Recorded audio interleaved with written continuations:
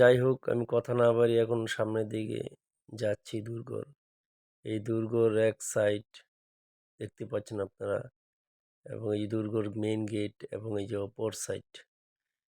এখন দুর্গ থেকে আমরা সিঁড়ি দিয়ে উপরে উঠবো, যে ওঠার দৃশ্য। তো উঠতেছি, ওঠার পর যে নামার দৃশ্য নামতেছি আমরা এখন দুটো সাইড দিয়ে আপনি দেখাবো। এই যে এক সাইড দুর্গর, বিশাল বড় একটি দুর্গ, যা এখনো বিলুপ্তির পথে। তা আমরা কেউ এটাকে যত্ন সহকারে দেখতেছি না, এবং এটাকে যত্ন নেওয়া উচিত। এটা আমাদের প্রজন্মকে দেখিয়ে দেবে যে প্রজন্ম যুদ্ধ সময় আমরা যেমন দেখতেছি, তা এখন যে বিলুপ্ত হয়ে যায় আমাদের প্রজন্ম এটা দেখবে না।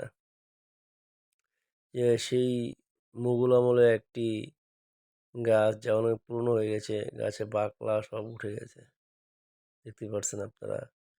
এবং এই যে সিঁড়িটা, এই সিঁড়িটা দিয়ে উপরে যে উঠতেছি, এই উপরে ওঠার পর যে এই জায়গাটা রয়েছে, এই জায়গাটার ভিতরে আমরা বলি ট্যাঙ্ক বা অস্ত্র যাই ট্যাঙ্ক থাকে শত্রু মোকাবেলা করার জন্য।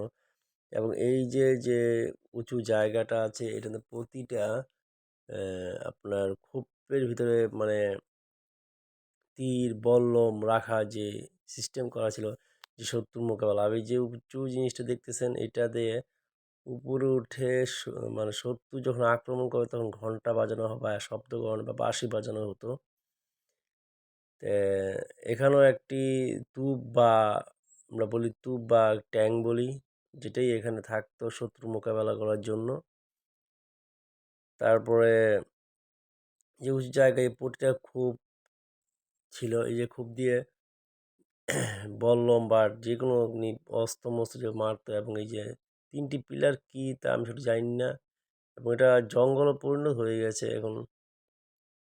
যাই হোক, এই সেই জায়গাটা যেটা উপরে উঠে শত্রু আসলে তার সংকেত দেওয়া হতো, সিংগায় ফু বা ঢোল যে কোনো অনুষ্ঠানে। যেটা অকেজো হয়ে পড়ে আছে, যেটা ওঠার জন্য একটা সিঁড়ি থাকতো, গোল সিঁড়ি, যে আমরা রাউন্ড করে গোল করে সিঁড়িটা যে ওঠার উপর জন্য যাওয়ার ব্যবস্থা। দেখতে পাচ্ছেন সিঁড়িটা ভেঙে গেছে, মানে প্রতিটা ইট খুলে নিজে নিজে আপনি মানে অকেজো হয়ে যাচ্ছে, যদি তোকে দেখার কেউ নেই, সব ইট ঝরে যাচ্ছে।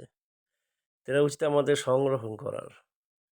এই সংরক্ষণ আমরা এখন না করি, আমরা দেখতেছি এটা অযত্ন পড়ে থাকবে। তাই আমাদের উচিত সবারই, আমাদের এলাকার নারায়ণগঞ্জবাসী এলাকার সবারই, পাঠানতরী এলাকার উচিত এটাকে দেখে রাখার। তে এটা ঈশা দুর্গ, এবং এই ঈশা নাম অনুসারেই এই জায়গার নাম করা হয়েছে ঈশা রোড। এবং এই দুর্গটা খুবই সুন্দর দেখতে। আরও সুন্দর হতো এই যে পুরনো একটা আম গাছ, মনে হয় পুরনোই, অনেক আগের পুরনো আম গাছ। এবং এই সেই যুদ্ধের জায়গা স্থানে তো বহুত কিছু ছিল, তা এখন বর্তমান নেই, বিলুপ্ত হয়ে গেছে। এই যে এখানে ট্যাঙ্ক বা তুপ যাই বলি আমরা, তা থাকতো শত্রু মোকাবেলা করার জন্য। প্রতিটা জায়গাতে প্রতিটা স্কোয়ারে তুপ থাকে। যাই হোক, এই আর একটি জিনিস আপনার দেখানো ভুলে গেছি, এই যে একটি গুহা, মানে কোনো শত্রু মোকাবেলা গোপন গোপন একটি রাস্তা নিচ দিয়ে, যা কিসের রাস্তা আমি সেটা বলতে পারি না, কিন্তু দেয়ালের ভিতর দিয়ে একটা রাস্তা চলে গেছে যা অপর সাইডে। এটা একটা গোপন রাস্তা, এই দেখতে পাচ্ছেন গোপন রাস্তা, কেল্লার পেছনে, কেল্লার পেছন দিয়ে যাওয়ার রাস্তা, আর ওই যে কেল্লার মেন গেট। যাই হোক, আমি চেষ্টা করি সবাইকে বলার। যাক, আসসালামু আলাইকুম, সব ভালো থাকবেন, আশা করি ভালোই আছেন। আজকে এ পর্যন্তই। আমি চেষ্টা করি আপনাদের কাছে সব ভালো কিছু দেখানোর জন্য। আমাদের উচিত সবার এইসব পুরনো দিনগুলো, পুরনো দুর্গগুলো সবাইকে দেখার, সবাইকে সঠিকভাবে চেনার।